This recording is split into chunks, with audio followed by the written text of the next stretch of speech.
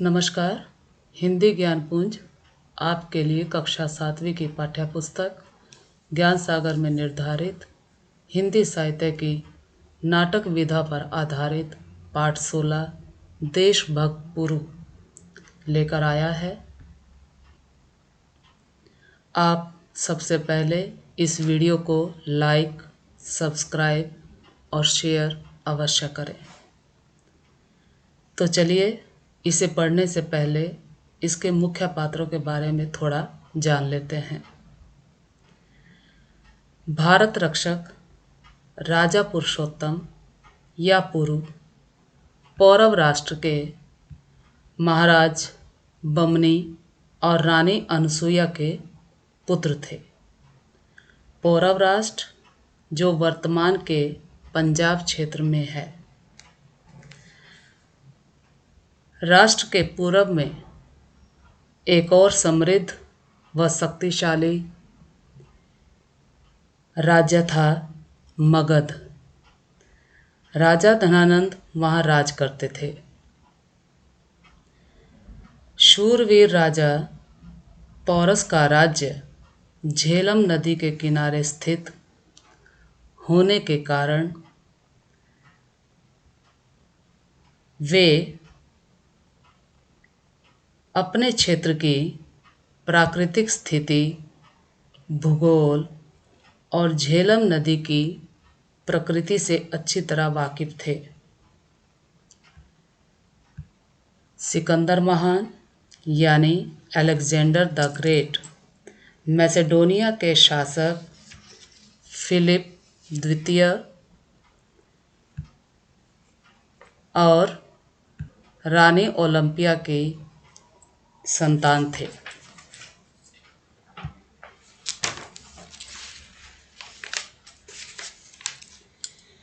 कभी न हारने वाला सिकंदर पूरे विश्व पर विजय प्राप्त कर लेना चाहता था और अपनी इसी इच्छा को पूरा करने के लिए वह यूनान से निकला। मार्ग में आने वाले राज्यों पर विजय प्राप्त करता हुआ भारत पर अपना अधिकार करने के लिए चल पड़ा। अफगानिस्तान के रास्ते से होते हुए सिकंदर खैबर दर्रे को पार करके तक्षशिला पहुंचा। उस समय तक्षशिला का राजा आम्भी था, या आम्भिक या फिर आम्भी कुमार भी आप कह सकते हैं। उसका राज्य सिंधु नदी और झेलम नदी के बीच विस्तृत था। राजा अम्भीराज और रानी अलका के पुत्र होने के कारण वह वीर योद्धा पुरु का ममेरा भाई था। वह पौरव राष्ट्र पर अपना अधिकार करना चाहता था, जिस कारण उसने सम्राट सिकंदर से संधि कर ली। सिकंदर सिंधु नदी पार करके वीर पुत्र पुरु के राज्य पौरव पर भी अधिकार करने के लिए आगे बढ़ता जा रहा था। इसकी सूचना महाराज पुरु को भी मिली। अब पाठ के माध्यम से पहला दृश्य, पहला सीन है। राजा पुरु का दरबार लगा हुआ है, जहाँ पर उनके मंत्री, सेनापति और दरबारी सभी लोग चिंतित बैठे हुए हैं। और तभी महाराज पुरु का एक सैनिक प्रवेश करता है और सूचना देता है। पुरु सैनिक की ओर देखकर कहते हैं, कहो सैनिक, क्या समाचार है? तब सैनिक कहता है, समाचार अच्छा नहीं है महाराज। यूनानी सेना यानी कि सिकंदर की सेना सिंधु पार कर चुकी है। वह तेजी से हमारी ओर बढ़ रही है। महाराज, यह भी समाचार है कि तक्षशिला के राजा आम्भी सिकंदर से मिल गए हैं। महाराज पुरु सैनिक को बाहर जाने का इशारा करते हैं और फिर अपने महामंत्री और सेनापति की ओर देखते हुए कहते हैं, हम जानते थे कि आम्भी ऐसा ही करेगा। वह देशद्रोही है। अब हमें सिकंदर के साथ उसे भी सबक सिखाना पड़ेगा। सेनापति, युद्ध की तैयारी करो। महामंत्री, आसपास के और मित्र राजाओं को युद्ध का निमंत्रण पत्र भेजो। राजा पुरु अपनी मातृभूमि की रक्षा के लिए अपने पड़ोसी मित्र राजाओं को सिकंदर के भारत विजय के सपने को चकनाचूर करने के लिए निमंत्रण पत्र भेजते हैं।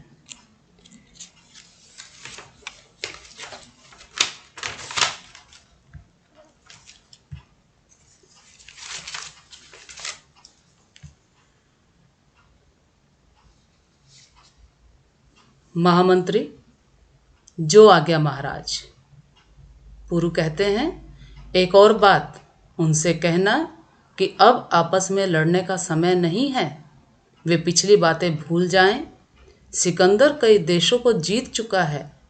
हमें मिलकर उसे हराना होगा, भले ही वह पूरी दुनिया जीत ले। जब तक हम हैं, भारत को नहीं जीत सकता। एक सेवक का प्रवेश। अब एक सेवक आता है, एक सैनिक और आता है। महाराज पुरु से कहता है, महाराज की जय हो, सिकंदर का दूत आया है। पुरु सेवक से कहते हैं कि उसे अंदर ले आओ। तभी दूत का प्रवेश होता है और वह दूत झुककर राजा पुरु को सलाम करता है। अब महाराज पुरु अपने पड़ोसी राजाओं से यह भी कहलवाते हैं कि हम सब आपसी वैर भाव मिटाकर, उसे भूलकर, एक साथ मिलकर सिकंदर के मंसूबों पर पानी फेर सकते हैं। अब सिकंदर जो है महाराज पुरु के लिए अपने दूत के हाथों एक संदेश भिजवाता है ताकि राजा पुरु बिना युद्ध किए उसकी अधीनता स्वीकार कर ले। लेकिन शूरवीर पराक्रमी राजा पुरु ने सिकंदर के प्रस्ताव को अस्वीकार कर दिया और युद्ध के मैदान में लड़ने के लिए तैयार रहने को कहा। महाराज पुरु कहते हैं, कहो दूत, हमारे लिए तुम्हारे सम्राट ने क्या संदेश भेजा है? दूत, महाराज, सम्राट ने कहा है कि वे दुनिया जीतने के लिए यूनान से निकले हैं। वे निर्दोष जनता का खून नहीं बहाना चाहते।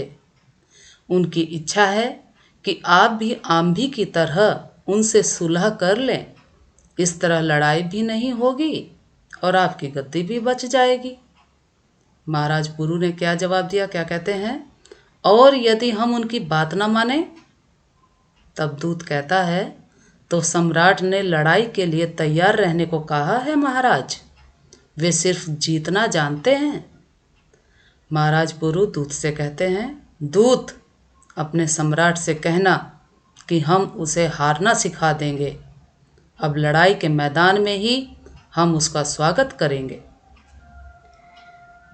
अब दूसरा दृश्य है, सिकंदर का शिविर लगा हुआ है, उसके तंबू लगे हुए हैं जिनमें सिकंदर बैठा है और साथ ही आम्भी, तक्षशिला के नरेश आम्भी और सेल्यूकस, उसके सेनापति सेल्यूकस भी बैठे हुए हैं। और महाराज पुरु के पास से दूत वापस लौट कर आता है और वो सिकंदर को संदेश देता है। दूत झुककर सलाम करता है सम्राट सिकंदर को। सम्राट की जय हो। सिकंदर, आओ दूत, हमारा संदेश पुरु तक पहुंचा? दूत, पहुंच गया सम्राट।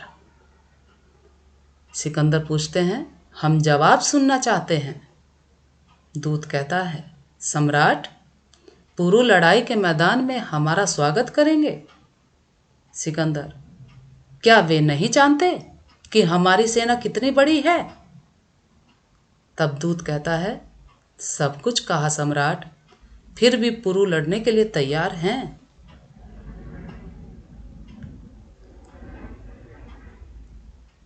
सिकंदर अपने सेनापति सेल्यूकस से कहता है, सेल्यूकस, सिपाहियों को कूच का आदेश दो, पुरु का सबक सिखाना होगा। जो आज्ञा सम्राट। अब तीसरा सीन आता है, तीसरा दृश्य है। झेलम के किनारे सिकंदर की सेना का शिविर लगा हुआ है, यूनानी सेना का शिविर लगा है, और झेलम के किनारे जो है सेना अपना डेरा डाले हुए है। बरसात के दिन होने के कारण नदी चढ़ी हुई है, नदी के जल स्तर में उफान है, तेज पानी बरस रहा है। अंधेरे में बिजली की चमक और बादलों की गड़गड़ाहट सुनाई पड़ रही है। तभी जो है मंच पर, स्टेज के ऊपर प्रकाश होता है और सिकंदर सेल्यूकस से बात कर रहा है।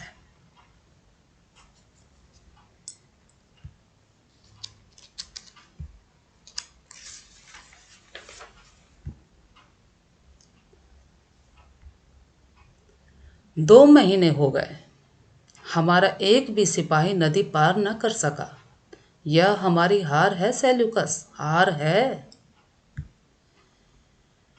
सेल्यूकस सिकंदर को जवाब देते हैं, कहते हैं, सम्राट, बरसात के दिन है, झेलम चढ़ी हुई है। झेलम चढ़ी हुई है का मतलब झेलम का जल स्तर बढ़ा हुआ है और हमारे सैनिक घबराए हुए हैं। पुरु के पास हाथियों की बड़ी फौज है। हमारे सैनिक हाथियों का मुकाबला करने में डर रहे हैं। सिकंदर उत्तेजित होकर के कहता है, सिकंदर के जीते जी उसके जवानों में कैसा डर? डरने से अच्छा है कि हम सब झेलम में डूब मरे। तभी एक सिपाही का प्रवेश होता है। एक सिपाही आता है और महाराज सम्राट सिकंदर को सलाम करते हुए कहता है, महाराज की जय हो, राजा आम्भी आपसे मिलना चाहते हैं। सिकंदर, उन्हें आदर से साथ ले आओ। सिपाही जाता है। थोड़ी देर में आम्भी का प्रवेश होता है, आम्भी आ जाते हैं। आम्भी, तक्षशिला नरेश आम्भी सम्राट सिकंदर को प्रणाम करते हैं। प्रणाम सम्राट। सिकंदर, आइए राजा आम्भी, हम आपका ही इंतजार कर रहे थे। हमारे जवान पुरु के हाथियों से घबराए हुए हैं। लगता है लड़ाई का विचार छोड़ना होगा। आम्भी जवाब देते हैं, आप ऐसा ना सोचे सम्राट, यह वर्षा हमारे लिए वरदान है। दलदल और गीली जमीन में हाथियों के पैर नहीं टिकते। कल का दिन आपकी विजय का दिन होगा। आप केवल सेना को कूच का आदेश दें। सिकंदर, आदेश देने से क्या होगा? सेना झेलम कैसे पार करेगी?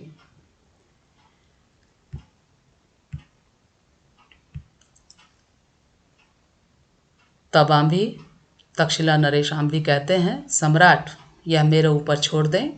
यहाँ से थोड़ी दूर पर नदी के बीच में एक टापू है। वहाँ नदी कम गहरी है, सेना वहाँ से पार हो जाएगी। सिकंदर तब तेज आवाज में कहता है, सेल्यूकस, सेना को कूच का आदेश दो, मेरा घोड़ा ले आओ। अब तक्षशिला नरेश आम्भी जो है देशद्रोही है और उसने सिकंदर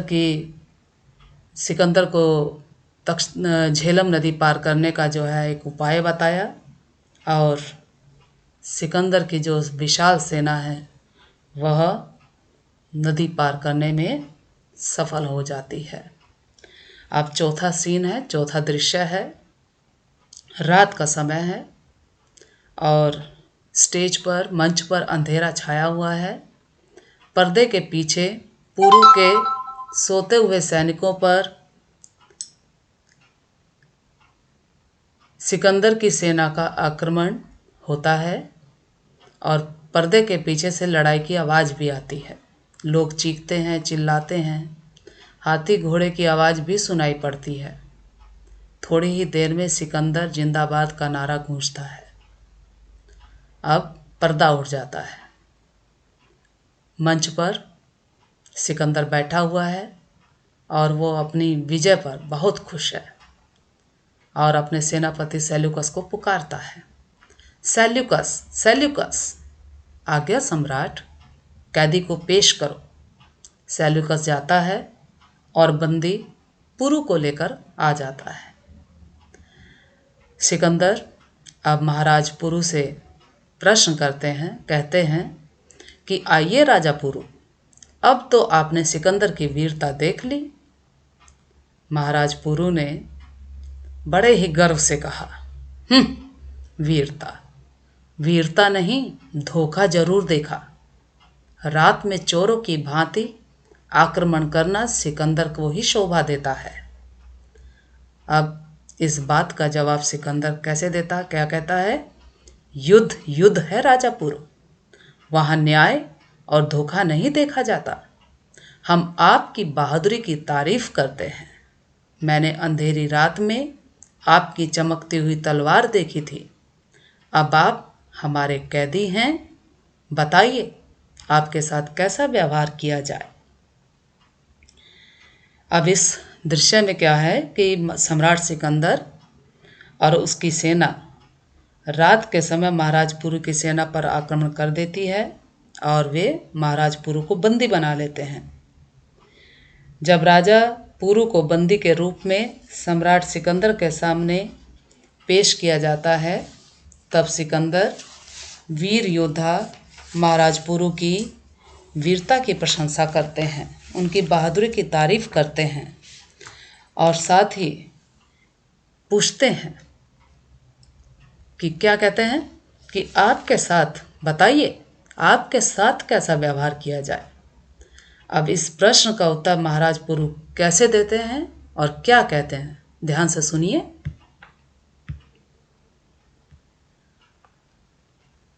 महाराज पुरु ने सम्राट सिकंदर के प्रश्न का जवाब देते हुए स्वाभिमान से कहा, वैसा ही जैसा एक राजा दूसरे राजा के साथ करता है। तब तक्षशिला नरेश भी सिकंदर से कहते हैं, सुना सम्राट, रस्सी जल गई पर ऐंठ नहीं गई। सिकंदर गुस्से से, आंभी, आप बहादुरों की इज्जत करना नहीं जानते। पुरु से, हम आपका जवाब सुनकर बहुत खुश हुए। ऐसा जवाब एक बहादुर ही दे सकता है। राजा पुरु, आप कैद से आज़ाद हैं। हम आपका राजा वापस करते हैं। तभी आंभी कुमार को जो है लगता है कि अब सम्राट सिकंदर जो है जीता हुआ महाराज पुरु का राज्य उसे महाराज पुरु को ही वापस लौटा देंगे। तब आंभी कहते हैं, मगर सम्राट, आपने यह राज्य मुझे देने का वादा किया था, यह धोखा है।